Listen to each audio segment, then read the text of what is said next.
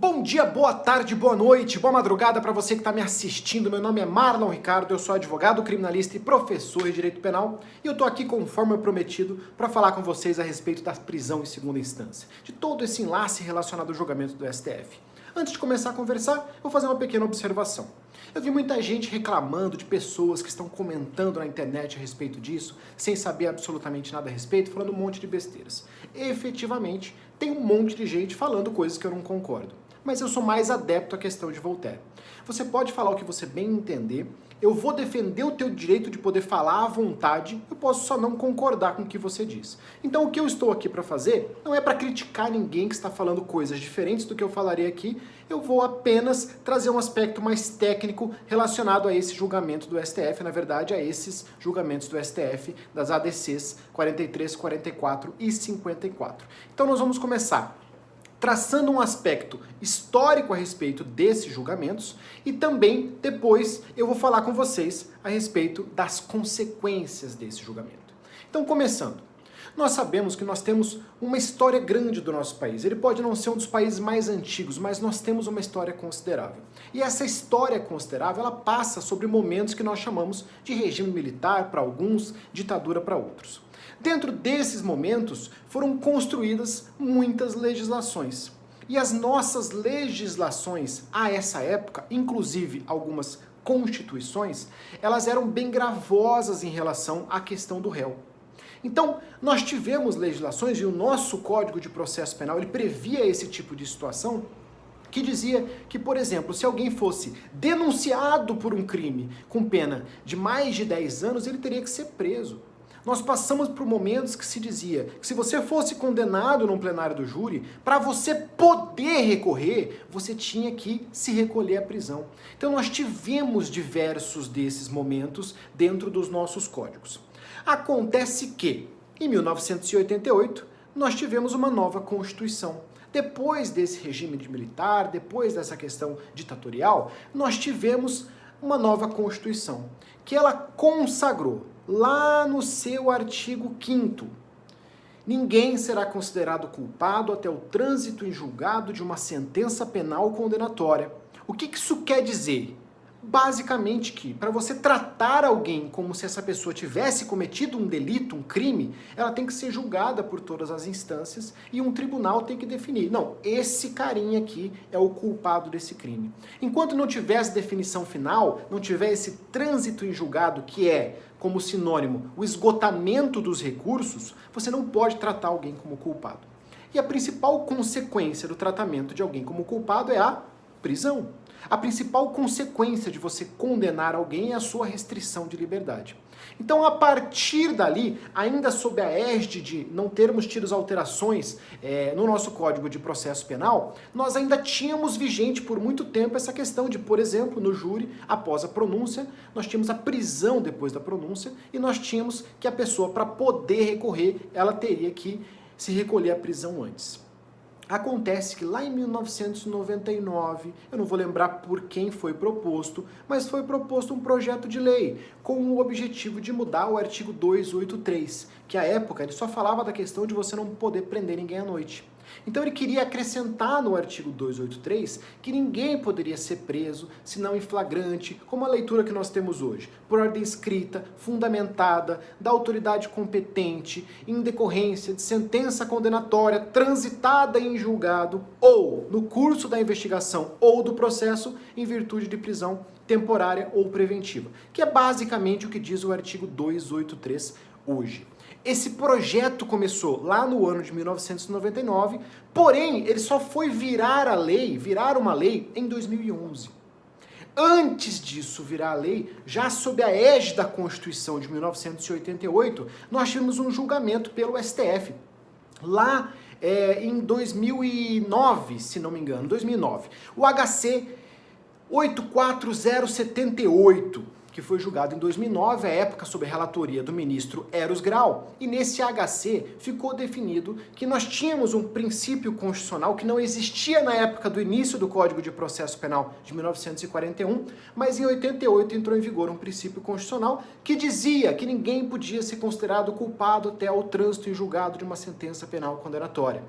Então, essa lógica de prender-se alguém antes de que se encerrassem todos os recursos era equivocada porque ela era contrária à Constituição e, portanto, não poderia existir.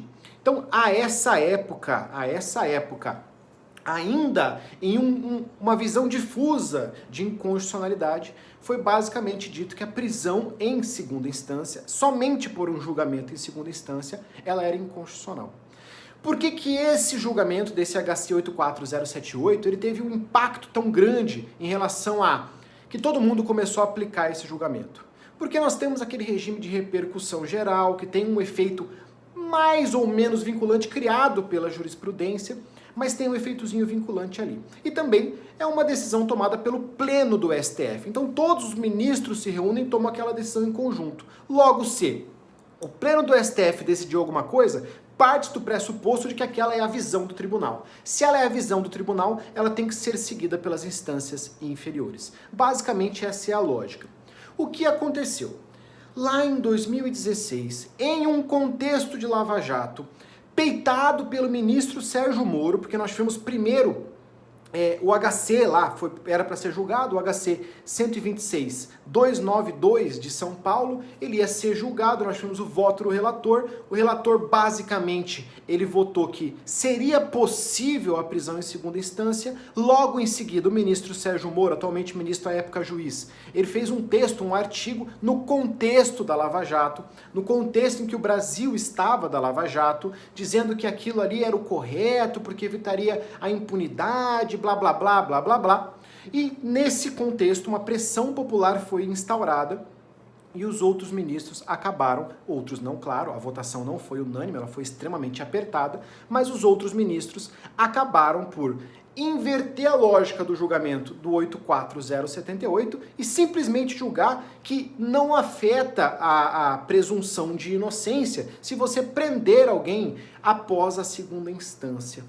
Isso foi lá no HC 126.292 de São Paulo de 2016. Acontece, pessoal, que não foi entrado muito no mérito à época desse HC, também foi julgado pelo pleno, também um regime de repercussão, mas não foi entrado muito no mérito na época desse HC a respeito do artigo 283, que já existia à época, porque ele é de 2011, portanto posterior ao julgamento de 2009 e anterior ao julgamento de 2016, que falava que ninguém pode ser recolhido preso, senão em flagrante, ou por uma ordem fundamentada depois de uma prisão, depois de um trânsito em julgado de uma sentença penal condenatória, ou por prisão temporária ou prisão preventiva. Não se entrou nesse mérito. Então o que o STF fez? Quando o STF julgou esse HC de 2016, ele criou uma nova forma de prisão que não era mais prevista em lei. Porque antigamente, até 2011, nós vivíamos, principalmente até 2008, primeira reforma, depois até 2011, nós vivíamos a lógica de que tinham regramentos legais que falavam que a pessoa tinha que ser presa para poder recorrer no júri, por exemplo. Depois não existiam mais esses regramentos. Acontece que esse artigo 283 ele foi basicamente ignorado no ano de 2016. Como eu já disse, nós tínhamos um contexto relacionado a Lava Jato já naquela época. Então, com essa lógica, temos que lembrar uma coisa. Ainda não existia Lula envolvido nessa história, tá? Porque apesar de termos um contexto de Lava Jato, salvo engano, o Lula foi denunciado após 2016. Então, após haver essa mudança de entendimento do STF, tá? Então não tem uma vinculação direta a respeito disso. Nem se cogitava tão pouco uma condenação, quanto mais uma prisão em segunda instância, que depende de uma condenação, de uma revisão dessa condenação por um tribunal de segundo grau. Qual que era a lógica que foi usada pelo STF em 2016? É uma lógica criada por eles mesmos, tá? Nós temos súmulas do STF, nós temos súmulas do STJ, que vão dizer que o STF e o STJ não são órgãos que devem revisar aquela situação que aconteceu em primeira e segunda instância. Então a questão de mérito, se foi ou se não foi alguém, em tese, para o STJ e o STF, por causa não da legislação, mas dessas súmulas que eles mesmos criaram para tentar reduzir a sua competência e o número de processos que eles julgavam, Para o STF e o STJ, em primeira e segunda instância, são os momentos que você discute a questão de mérito, ou seja, o que é mérito? É se aquela pessoa fez ou não fez aquele crime. Depois, em terceiro grau, que seria, na verdade, não o terceiro grau, mas o STF e o STJ com uma revisão legal, de lei federal ou de tratados internacionais, e o STF com aquela revisão constitucional, isso seria visto apenas esses detalhes. Confronto com a lei federal, confronto com a Constituição, confronto com os tratados. Não seria mais discutido se fulaninho foi, não foi, se foi ele, se não foi, não é feita uma revisão de provas. Lembrando que isso acontece por causa da jurisprudência dos próprios tribunais. Então são eles criando regras em cima de regras que eles mesmos criaram, que diz que não se pode ter revisão de provas relacionados em recurso extraordinário, recurso especial, e que esses tribunais eles têm uma competência que não envolve a questão de mérito relacionada aos processos, tá? Eles pegaram essa jurisprudência, com base nessa jurisprudência, eles julgaram o HC de 2016. Acontece que foram entradas com duas ações diretas, ações declaratórias de constitucionalidade, três na verdade, a 43, a 44 e a 54, que estavam discutindo novamente essa situação. Basicamente o que se buscava era que o STF dissesse: o artigo 283 do Código de Processo Penal, ele é constitucional. E ele sendo constitucional, significa que ele que tem o cunho de limitar quais as prisões que são possíveis no Brasil. Lembrando que nós temos lá o princípio da legalidade. Não pode haver crime sem lei, tampouco pena sem lei. Pena não significa uma pena final, pode ser também uma questão de pena anterior. Nós vivíamos antes do julgamento dessas ADCs uma coisa meio esdrúxula, inclusive. Por quê? Decidiu-se que podia começar a cumprir a pena se você fosse julgado em segunda instância, num cumprimento antecipado provisório de pena inventado pelo STF. Mas se decidiu também que você não podia fazer a mesma coisa com pena restritiva de direitos. Então o próprio STF estava decidindo, não, isso aí vale para prisão, mas não vale para restritiva de direitos. Percebam a incongruência. Isso vale para o mais grave, mas não vale para o menos grave. Então estava um negócio meio estranho em relação a isso, principalmente porque o que foi feito em 2009 foi uma adequação da legislação que nós temos à Constituição de 88, que não existia quando foi feita essa legislação.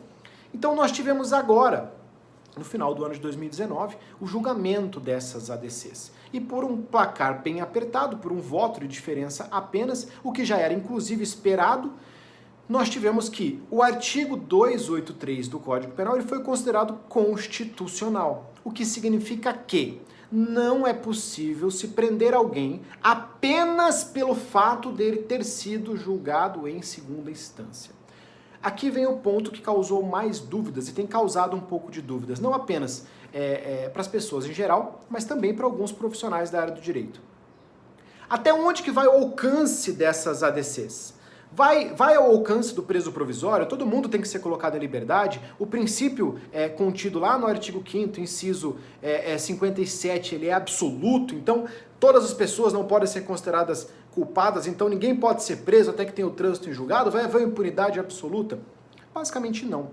Primeiro, quando a decisão do STF diz que o artigo 283 do CPP ele é constitucional, lá no final do artigo 283, inclusive, ele diz que além da prisão, que só pode acontecer depois do trânsito em julgado, de uma sentença penal condenatória, também é possível, durante a investigação ou durante o processo, a prisão temporária ou prisão preventiva. Qual que é a diferença dessa lógica? A prisão em segunda instância era uma prisão desmotivada. Então aquela pessoa, ela estava sendo presa para cumprir aquela pena que foi imposta pelo tribunal de segunda instância. Ela não estava sendo presa porque ela representa um risco à sociedade enquanto está solta, ou um risco ao processo, ou uma conveniência ao processo. O que significa isso? Significa que nós temos ainda, e existe, e a imensa maioria das pessoas que estão presas e não são em razão de uma sentença transitada e julgado, estão nessa condição, prisão preventiva e prisão temporária. A prisão temporária é uma prisão para investigação, tá? Ela tem prazo determinado, é 5 mais 5 ou 30 mais 30, então ela fica ali, naquele mundinho só relacionado à investigação. E nós temos a prisão preventiva. A prisão preventiva, que é onde a maioria das pessoas temporárias estão presas, é uma prisão que ela acontece porque aquela pessoa que está sendo processada, por algum motivo, ela é um risco à sociedade, à economia, ao processo ou às provas. Então, se uma pessoa ela está sendo processada criminalmente e ela ameaça uma testemunha, ela é presa porque ela representa um risco às provas. Se uma pessoa que está sendo processada tem uma possibilidade de fuga, ela é presa porque ela é um risco à aplicação da lei penal. Ou seja, existe uma possibilidade de ele ser condenado lá daqui a 1, 2, 3 anos e fugir antes de começar a cumprir aquela pena. E aí sim existia impunidade. Então, se existir essa possibilidade e for uma possibilidade concreta, então essa pessoa é presa em prisão preventiva. Ou se essa pessoa, estando solta, representa um risco à economia popular ou um risco à ordem pública. Basicamente, isso significa se essa pessoa, ela ficando solta, ela tem o risco de cometer novos crimes, crimes que são contra a economia ou crimes que são crimes de modo geral. Então, se a pessoa, por algum motivo, ela é considerada um risco à sociedade, um risco à ordem econômica, um risco ao processo ou um risco às provas, ela é presa. Ela já era presa e ela vai continuar sendo presa. E ela vai continuar presa mesmo depois do julgamento do STF. Acontece que pessoas que não foram consideradas pelos magistrados nem pelos desembargadores riscos à ordem pública, então eles não consideraram que elas tinham risco de voltar a delinquir, não foram considerados risco à ordem, ao processo, então não havia para eles um risco de que alguma testemunha fosse alterada, alguma prova fosse mudada. Não foram consideradas um risco à aplicação da lei penal. Então, os tribunais entendiam que essa pessoa vai, quando for condenada ao final, cumprir aquela pena, não tem risco de fuga.